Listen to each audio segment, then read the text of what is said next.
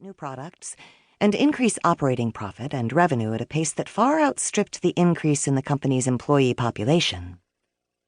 What is it that makes some leaders like Bart Becht, so successful, while others fall so very short?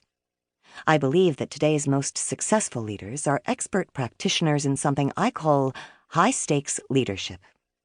The ability to lead effectively in times of whitewater change and great risk.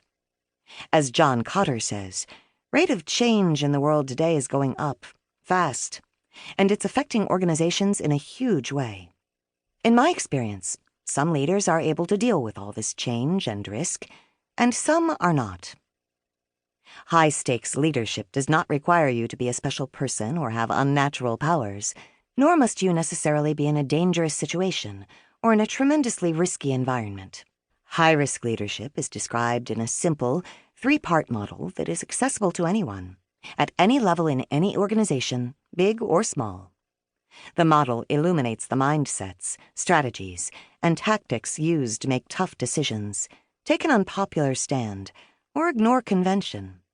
And it provides readers with a practical template for action. You can see this template in Figure .1 in the PDF accompanying this audiobook. The model's first element is courage. Courage gives us the ability to act with clarity and focus. It grounds us and provides important information upon which we can make decisions. Without courage, decisions are made on the basis of tradition, habit, or whim, and are made in a purely reactive mode. As a leader, if you don't have courage, you are lost. Decisions made on the basis of habit are the antithesis of strategic. This is precisely why strategy must be clear and vibrant.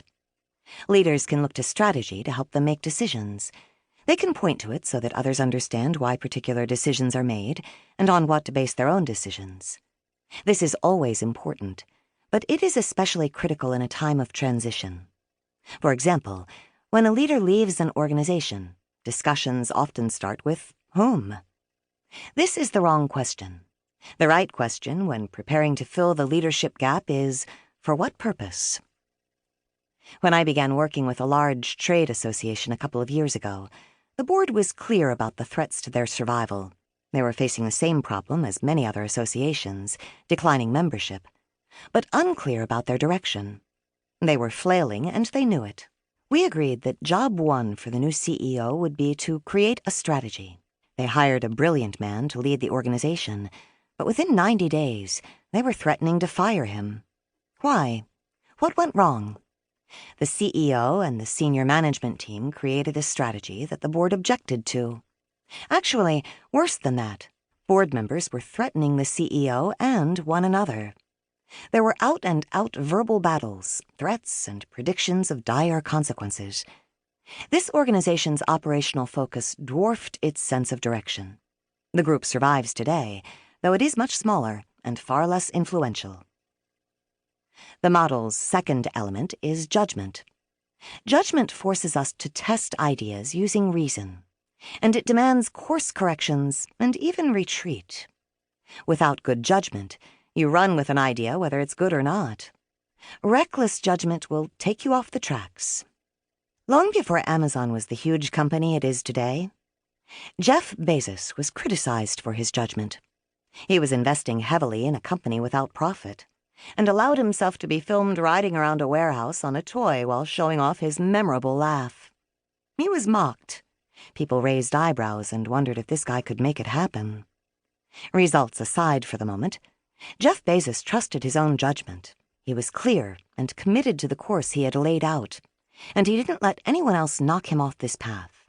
Jeff Sonnenfeld, a noted commentator on governance, said, "Someone on the board needs to help this guy. He looks bad." Sonnenfeld was sincere in his advice, and no one in the audience argued with him. In hindsight, it seems Bezos's judgment has been stellar. High-stakes leaders trust their judgment.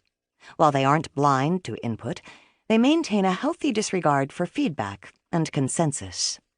The model's third and final element is fortitude. Fortitude is a renewable source of energy that's needed to accomplish great tasks. It helps us be resolute and inspires